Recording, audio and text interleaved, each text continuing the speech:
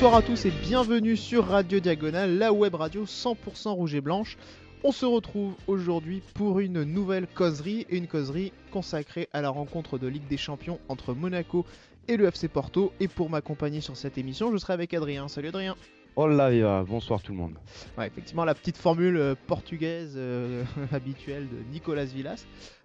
Donc voilà, une rencontre de Ligue des Champions, donc forcément une rencontre un petit peu exceptionnelle et une émission du coup un petit peu exceptionnelle aussi, puisqu'on bouleverse, Ouais. voilà, on bouleverse un petit peu nos habitudes, puisque on recevra un invité, Alexandre De Castro, qui est journaliste sur SFR Sport, et on va le recevoir en direct et non pas on va pas passer un enregistrement comme on a l'habitude de le faire. Donc voilà, c'est aussi une première pour nous. Donc on va commencer, Adrien, d'abord par aborder le premier aspect de cette causerie, à savoir l'historique. Il y a eu assez peu de confrontations finalement entre l'AS Monaco et les clubs portugais, encore moins entre Monaco et Porto, il n'y en a eu qu'une seule, mais malheureusement celle-là on s'en souvient bien. Oui, c'est vrai, ce fameux 3-0, ouais, je pense que celle-ci, tout le monde a à peu près le même récit, hein, c'est-à-dire que la 20e minute, le match change, hein, sortie de notre lutin de poche, et bon, après on connaît la suite, on va éviter d'en reparler, on sait très bien que ça va finir en 3-0, mais pour revenir sur un petit peu plus récemment, on a rencontré Benfica Lisbonne il y a 2 saisons de ça. Ouais. Où on avait fait match nul à domicile et on avait perdu chez eux 1-0. C'est vrai. Ça remonte à notre première lors de notre retour, lors de nos retrouvailles avec la Ligue des Champions suite à notre montée en Ligue 1 lors de la prise de fonction de Jardim. Effectivement, ouais. Et ensuite, il y a eu une autre double confrontation dans le cadre de la phase de poule de la Ligue des Champions. C'était face à l'autre portugais, enfin l'autre troisième grand club portugais, c'était le Sporting. Donc c'était en 97-98, donc ça remonte un petit peu à loin. Mais la première, c'était face à la première rencontre, c'était face au Sporting Portugal là-bas, et 3-0 Monaco avait pris assez sévère. Je me souviens même, pour avoir lu les récits d'époque, Alexandre pardon, pas Alexandre Dumas, Franck Dumas. Franck, ouais. Oui, désolé, mes études de littérature qui ressortent comme ça d'un seul coup. Voilà. Donc Franck Dumas avait fait un match absolument cataclysmique Je au suis point pas que sûr qu'il soit au Panthéon, Franck. voilà. Pourtant, il a été un grand défenseur de l'ASM, mais ce soir-là était passé au travers. Mais le match retour, Monaco s'était rattrapé au terme d'un match plein de suspense et avait gagné 3-2 finalement. Donc bon. Mais là, effectivement, donc Benfica plus Sporting, c'était en phase de poule. Porto, ce sera la première fois en phase de poule. Est-ce que toi, juste comme ça, petite question préambule, tu le vis un petit peu comme une revanche ou pas? Non, pas du tout. À vrai dire, bon, enfin, bien sûr, on l'a rappelé, il y a toujours ce petit grief forcément entre les deux clubs et nous en tant que supporters monégasques, parce que bon, c'était une grosse déconvenue. Mais à vrai dire, comparé comme ça, les équipes ne sont plus du tout les mêmes. On est en match, tu l'as dit, en phase de poule, donc il va y avoir un match aller-retour. On serait, ouais, tu me diras en phase finale ou carrément une finale. Ouais, là je te dirais, oui, c'est clair que là il y a une revanche parce que c'est une finale et une finale ça se gagne, ça se perd pas. Euh, Après, j'estime quand même que c'est un match très important parce que Porto, on aura le plaisir de l'évoquer avec notre invité Alexandre De Castro, a perdu son premier match contre Beşiktaş, ce qui fait que si on parvient à sortir victorieux de ce match, on place quand même un concurrent direct à 4 points, ce qui est quand même non négligeable. Dans une poule où après ça il restera plus que 4 matchs. Leipzig et oui, effectivement, et Leipzig peut-être comme un des concurrents avec Besiktas aussi. Ouais. Mais donc du coup, voilà, la transition est toute faite, puisqu'on va donc inviter Alexandre De Castro à nous rejoindre. Donc on accueille Alexandre De Castro, qui est journaliste sur SFR Sport. Donc bienvenue à toi sur notre Bonsoir. émission La Causerie. Et merci encore une fois de ta participation et d'avoir bien voulu répondre à notre appel. Donc Avec on plaisir. est là, merci. On est là pour un petit peu parler de ce FC Porto que l'AS Monaco va retrouver après tant d'années. Forcément, les souvenirs sont encore assez présents du côté monégasque. Mais ce FC Porto-là, il a beaucoup changé. Il a notamment à sa tête un entraîneur qu'on connaît bien en France, Sergio Conceição. tu peux nous dire sur ce nouveau Porto, le Porto de la New saison look. 2017-2018? C'est un FC Porto qui a beaucoup changé depuis 2004. On n'est plus sur un FC Porto rempli de futures stars en devenir, plein de pépites sud-américaines. Il y en a quelques-unes, bien évidemment. Mais on est plus sur un FC Porto, entre guillemets, low cost, avec cet été une équipe qui a été construite uniquement avec les joueurs déjà présents et des retours de prêt, de joueurs revanchards qui n'avaient pas réussi une première fois au FC Porto. On pense par exemple à Vincent Aboubakar qui s'est relancé du côté du Besiktas l'année dernière. Ricardo Pereira du côté de Nice, ça, j'imagine que vous l'avez déjà vu un peu mieux. Ouais. Voilà, pas mal de joueurs comme ça, assez revanchards, et ça colle parfaitement justement avec l'état d'esprit de Sergio Conceição, qui est en train de faire à peu près la même chose que ce qu'il a fait au FC Nantes l'année dernière, c'est-à-dire une équipe assez guerrière. Et pour l'instant, ça marche très bien puisqu'ils sont sur 7 victoires en 7 matchs en championnat portugais. Ouais. C'est ça justement, c'est la première chose. Donc, on regarde un petit peu la page des résultats du FC Porto. On voit que en championnat, il n'y a que des victoires. Et il y a cet échec, ce petit écueil-là au niveau de la Ligue des Champions face à Beşiktaş. Qu'est-ce qui s'est passé ce soir-là? Je me demande si c'est pas simplement les limites de cette équipe, parce que comme je vous le disais tout à l'heure, c'est pas une équipe vraiment constituée de grosses stars avec de grosses individualités, même si Yacine Brahimi peut faire de grosses différences quand il est dans un bon jour. Pour le championnat portugais, cette équipe, on va dire de charognards, entre guillemets, ça peut marcher, ça marche d'ailleurs pour l'instant. Est-ce que ça marchera toute la saison? Ça, c'est encore autre chose, on verra bien. Pour la Ligue des Champions, est-ce que c'est suffisant? Est-ce qu'il manque pas encore un ou deux gros joueurs pour justement avoir le niveau et faire de vraies performances en Ligue des Champions? Je me pose la question. C'est vrai que justement tu parles de cet effectif-là, donc on a vu il y a le groupe de joueurs qui, moi je l'ai sous les yeux. C'est vrai qu'il y a très peu de joueurs on va dire tout simplement de classe internationale comme De renom, ouais. voilà, ceux qui composaient les effectifs Yeah. du Porto il y a plus de 10 ans. Mais voilà, effectivement, c'est vrai que tu l'as dit, cette équipe-là, elle semble avoir un effectif un peu limité en fin de compte. Oui, par c'est rapport ça, à c'est la exactement ça. Il y a des compétition. joueurs assez limités techniquement. C'est un effectif voilà, qui a été vu un petit peu au rabais puisque le FC Porto connaît une crise financière depuis quelques temps. Le FC Porto donc ne recrute plus, essaye de vendre au maximum. On l'a vu par exemple André Silva partir après au bout de seulement une saison complète du côté du Milan AC. Voilà, le FC Porto avait besoin d'argent, donc ils ont gardé quand même quelques valeurs sûres. On pense à Yacine Brahimi, Danilo Pereira qui est vraiment le taulier de cette équipe. S'il y a une individualité à ressortir, je dirais que c'est celle-là. Danilo d'ailleurs qui avait été annoncé du côté du PSG pendant Ouais, quelques c'était le temps. profil pour pallier au cas Fabinho, si jamais ça ne marchait pas. Effectivement, on parlait de ce Exactement. joueur-là avec sa clause à 60 millions. Ouais. Il reste quand même, pour reprendre un petit peu sur l'effectif de Porto, il y a quand même, je trouve, des petits joueurs bien sympathiques, des bons joueurs de ballon, des petites pépites à l'image de, je sais pas ce que vraiment donne. Alors, je ne suis pas le club, je regarde pas non plus toutes les prestations du FC Ouais. Porto, mais le petit Mexicain Jesus Corona. Pour l'avoir vu jouer, il me semblait que c'était quand même un bon joueur technique qui pouvait créer des différences à l'instar de Brahimi. Tu as parlé de Ricardo Pereira, effectivement, nous on le connaît bien en France, et le petit Alex Telles aussi, qui est un Brésilien, un latéral qui est plutôt pas mal. Ouais. Et enfin, le petit Oliver Torres au milieu. Je sais plus s'il appartient vraiment au Porto ou si c'est un prêt encore de 2 saisons. Il a Enfin, été acheté. il a été acheté, ouais, parce que ça fait, Ouais. c'est sa 3e saison là à Porto, c'est ça? C'est ça, il a été acheté pour 20 millions d'euros. Il avait été prêté l'année dernière. Ils l'ont acheté en cours de saison pour une vingtaine de millions d'euros. On parlait un petit peu de la mauvaise gestion du FC Porto tout à l'heure au niveau financier. Voilà, c'est le dernier exemple en date. Il y a eu des cas aussi comme Imbula, par exemple, qui avait été jeté 20 Oui, millions dit- pour ouais, ouais. un succès et tout ce qui est de plus relatif, pour être gentil. Du coup, oui, alors effectivement, dans un premier temps, Jesus Corona.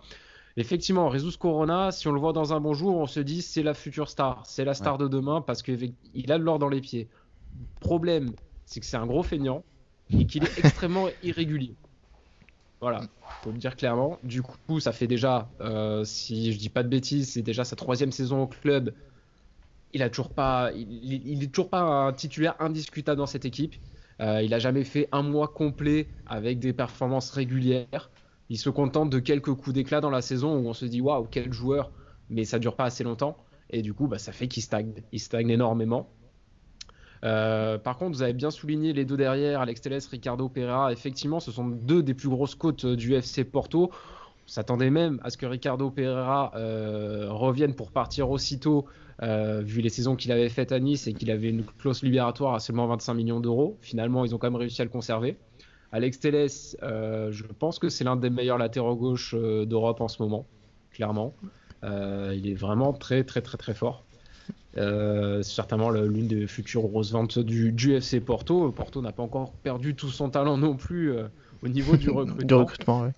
Et effectivement, voilà, Ricardo Pereira, Alex Telles. Après, il y a une charnière centrale un peu type années 90 avec deux stoppers assez virils, on va dire, avec Philippe et Ivan Marcano, qui en font vraiment la meilleure défense, en tout cas du championnat portugais, et avec seulement un but encaissé. Donc vraiment, c'est très très solide derrière. Puis bien sûr, il y a Iker Casillas, ça vous connaissez déjà. Ouais. Il y a eu effectivement sur le week-end dernier une belle victoire de Porto. 5-1 je crois, ou 5-2. C'est ça, 5-1 face à Portimonense. 5-1, voilà. Justement, on peut aussi, entre guillemets, pour relativiser un petit peu ce très bon début de saison du FCP, c'est qu'ils n'ont pas encore affronté les grosses cylindrées du championnat en fin de compte. Donc là, peut-être aussi, il y a ce match face à la SM, c'est peut-être aussi un test en quelque sorte pour Porto, non? C'est son deuxième test. Le premier, c'était face à Besiktas. Ouais. Il a été manqué. Mais effectivement, ils n'ont pas encore affronté de gros dans le championnat portugais. Ça va venir d'ailleurs ce dimanche avec un match du côté du Sporting. Donc là, ça va être vraiment le premier gros test en championnat, vu que le Sporting, c'est le deuxième du championnat. Ils viennent à peine de perdre 2 points eux aussi. Ils ont fait une série de 6 victoires consécutives. Et c'est aussi l'équipe qui propose le plus beau jeu actuellement au Portugal. Donc en championnat, le premier gros test, ça sera effectivement le Sporting dimanche. Monaco, ce sera le deuxième gros test européen. Ça nous permettra de voir un petit peu ce que vaut cette équipe au plus haut niveau, effectivement. Et justement, tu trouves pas ça problématique que Porto doit attendre de jouer en Ligue des Champions pour véritablement avoir des tests et pouvoir se jauger par rapport à de grosses écuries, de grosses cylindrées? Alors, je vous estime pas le championnat portugais, tu l'as dit, il y a de très belles équipes, Sporting, Benfica, on le sait. Bon, Braga, ça tend un petit peu à, je sais pas, à se casser un petit peu la gueule, mais est-ce que, oui, tu vois, tu le dis, le dernier test passé, le premier vrai test, c'était Beşiktaş. Trouve pas ça, ouais, que ça, justement, ça joue en leur défaveur sur la scène européenne? Non, puisque quand on voit le palmarès, on voit que ça n'a jamais posé de problème jusque-là. Après, les clubs portugais, ça marche toujours par cycle. Porto là sort de plusieurs saisons blanches assez catastrophiques au niveau de la gestion, qu'elle soit sportive et financière. Donc là, ils se remettent bien. Et même s'ils ont affronté que des petites ou moyennes équipes du championnat portugais jusqu'à présent, je pense que faire 7 victoires consécutives, c'est pas anodin. C'est pas quelque chose qui arrive régulièrement au Portugal, même avec les gros. On peut justement rappeler que Porto retrouve la Ligue des Champions cette année. Ils n'ont pas disputé la saison dernière, donc ils avaient même pas, je crois, ils n'ont même pas disputé de Coupe UEFA, enfin de Ligue Europa, pardon. C'est comme ça qu'il faut l'appeler, si je ne dis pas de bêtises. Ligue Europa, oui. Ligue Europa, oui, tout à fait. Tu l'as dit, Porto sort un petit peu de la crise. Enfin, depuis Villas-Boas, il y a plus grand chose finalement du côté de Porto. Qu'est-ce qu'on attend finalement de Conceição pour le retour? On le sait, il a quitté Nantes parce que Porto c'est son club, c'est pour lui, pour son père, il voulait revenir également ici. Comment tu le sens? Est-ce que, enfin, les attentes aussi vis-à-vis de cet entraîneur jeune finalement? Quelles sont les attentes? L'attente tout simplement, c'est qu'il ramène le titre, le titre national. C'est la Ligue des Champions, évidemment, s'ils peuvent passer ne serait-ce que le premier tour, ce serait déjà très bien. Mais je pense pas que ce soit un objectif prioritaire. Je pense que là, après 4 saisons blanches, même pas de coupe, clairement, Sergio Conceição, il sera jugé uniquement sur le championnat. Pour l'instant, c'est très bien parti. Et ça peut justement permettre au FC Porto de se reconstruire et de pouvoir retrouver des ambitions européennes dans les saisons à venir si tout se passe bien cette saison. Tu vois Porto passer les phases de poule là sur cette saison ou pas? Par rapport au groupe, tu penses qu'ils ont... Oui, par rapport au groupe, ça reste je ouvert, pense que c'est faisable. Ça reste faisable, ça va être compliqué, mais ça reste très faisable parce qu'il y a vraiment un excellent état d'esprit dans cette équipe. Il y a vraiment une très très grosse cohésion.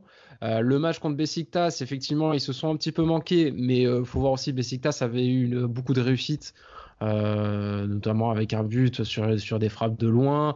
Donc, je pense en plus que vraiment le groupe est assez homogène, je pense. Donc, oui, ils sont tout à fait capables de passer. Par contre, c'est moins sûr que lors de précédentes années où il y avait un niveau quand même largement supérieur. Et pour toi, quelles sont les faiblesses et les points forts finalement du coup du Porto façon Conceição? Alors déjà, comme je le disais, vraiment la force collective de cette équipe, clairement.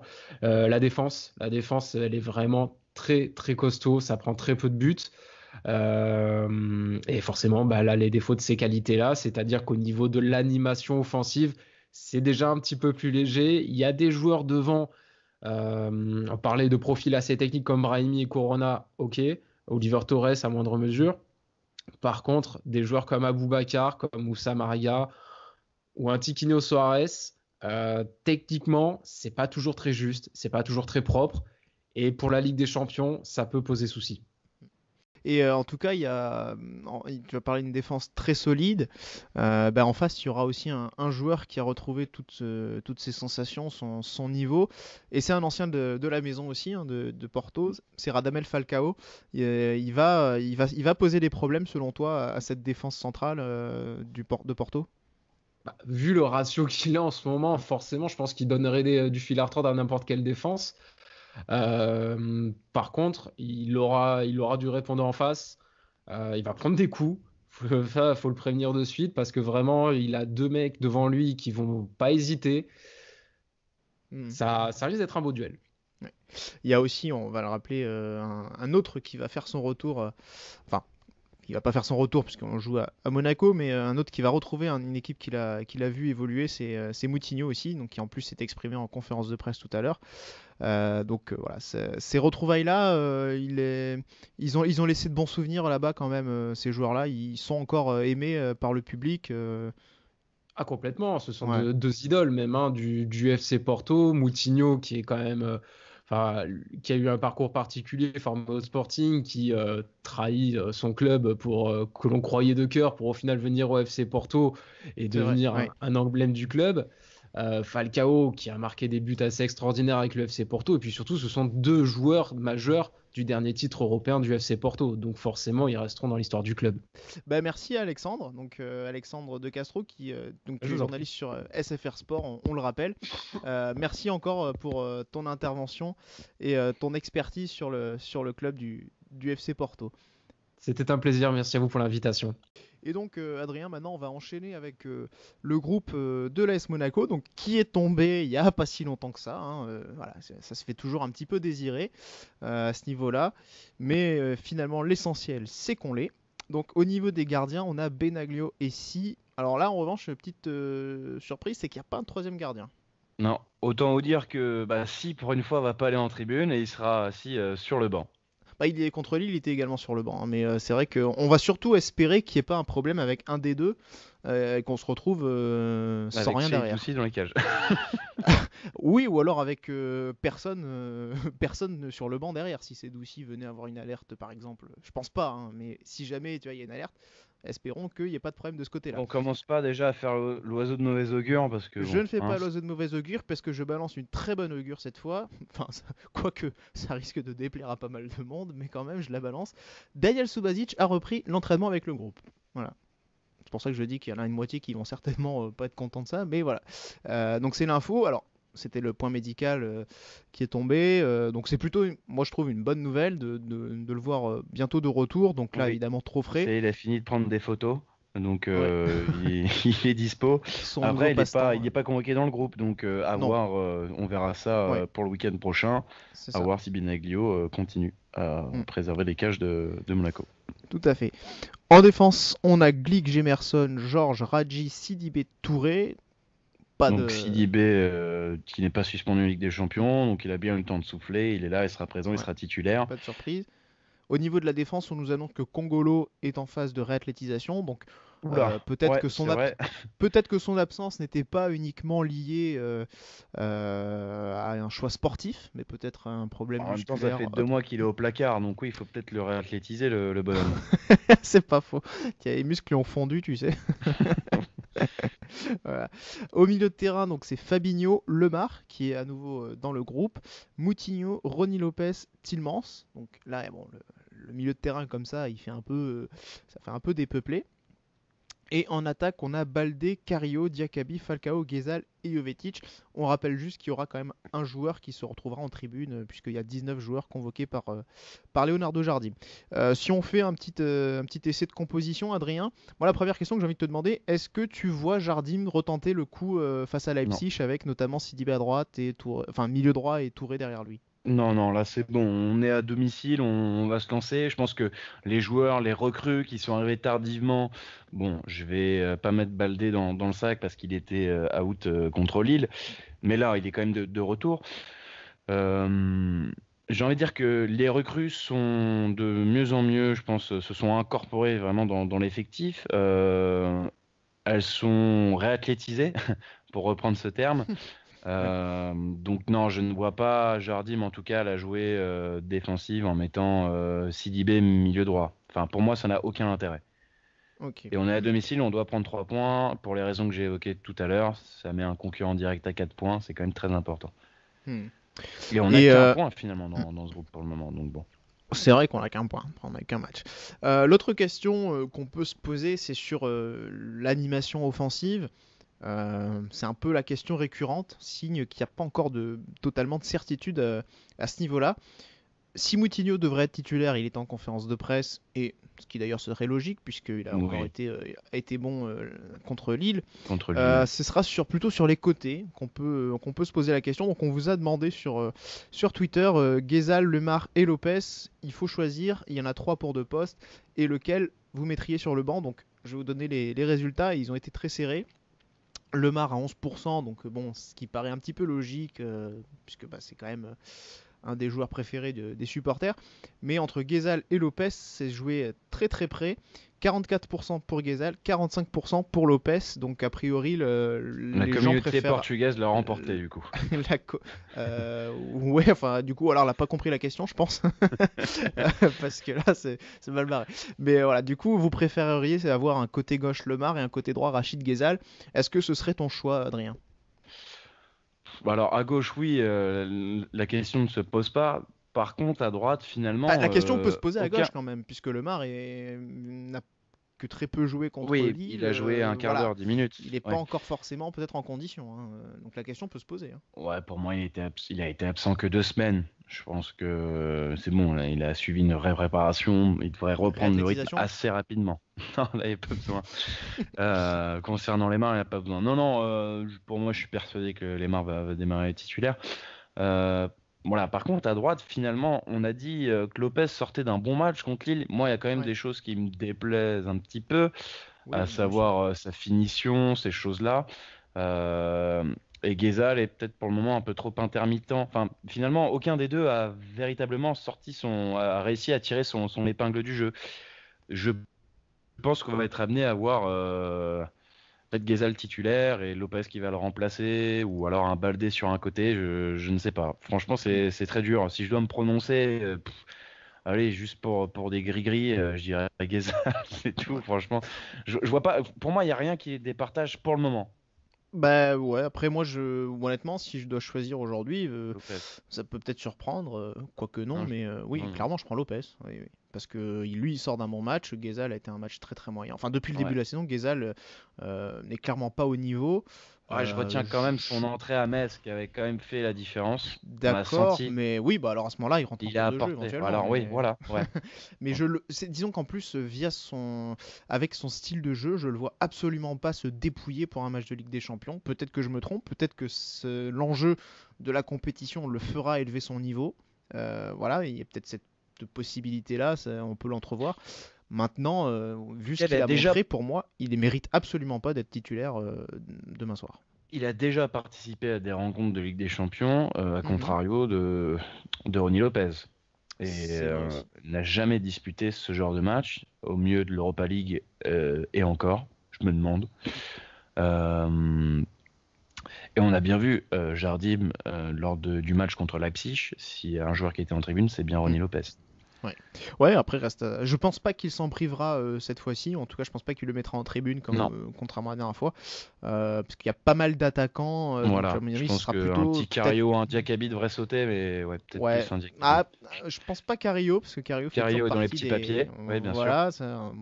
Il y a des mystères de la vie qu'on n'explique pas, mais Baldé qui peut être un peu juste, ou Diakabi qui a pas forcément montré des bonnes choses récemment. Passeur décisif à Leipzig. Hein. Ouais, mais ça pourrait se jouer en tout cas entre les deux. Enfin voilà. Donc c'est un petit peu le tour d'horizon qu'on pouvait faire avant cette rencontre. Voilà. Est-ce que Adrien, tu aurais éventuellement une dernière chose à ajouter avant de conclure l'émission ? Non, c'est bien que la ligne défensive, ce sera un petit Sidibé, Glick, Jemerson, Georges. Au milieu, Fabinho, Moutinho, c'est ce qu'on avançait lors déjà du débrief contre Lille. Tielemans devrait peut-être retrouver le banc, à voir s'il rentre, mais bon, je fais confiance en Jardim pour nous aligner comme tu le soulignais en tout début, en préambule de ce 11. Il va mettre de côté l'option défensive et vraiment jouer son véritable jeu. On est à domicile, on se doit de l'emporter. Ouais, 3 points qui seront importants pour la poursuite de l'aventure en Ligue des Champions. Merci Adrien. Merci à toi. Pour ta participation. On remercie une nouvelle fois Alexandre de Castro, donc chez SFR Sport, qui nous a accordé un peu de son temps pour répondre à nos questions. Merci à vous de nous avoir écoutés. Donc on vous rappelle le rendez-vous de la Ligue des Champions, donc ce Monaco-Porto, c'est à 20h45. Voilà, et ce sera sur beIN Sport. Et ce sera suivi normalement d'un live, si j'ai bien tout suivi également. Effectivement, ensuite donc l'émission sera en live, donc il y aura se donne rendez-vous les après deux le match. Romains et Inde qui reprend du service. Oula. Oh, le trio de la défaite. Et on peut également souligner, pour ceux qui écoutent, Adrien, tu seras en studio sur l'after demain soir. Ouais, sur l'after, non, je ne sais pas encore, mais en tout cas, je participerai en live, j'interviendrai.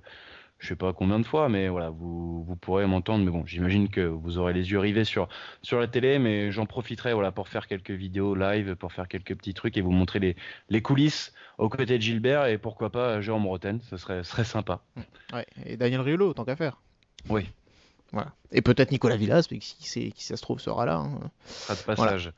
Bon, en tout cas, voilà, le rendez-vous est pris, donc éventuellement, si certains ont envie d'écouter un petit peu RMC pour écouter Adrien, n'hésitez pas, donc ce sera pour lui un grand plaisir, je pense. Et pour l'équipe de Radio Diagonale. Et pour l'équipe de Radio Diagonale, on en a rien à foutre. Voilà. Voilà. Mais non, c'est très bien, on est content. T'hésiteras pas à nous mentionner à l'antenne, par contre. Ouais. Et bisous. Voilà. En tout cas, merci encore à vous pour nous avoir écoutés. Et donc, le prochain rendez-vous pour le débrief en live demain soir. Salut à tous.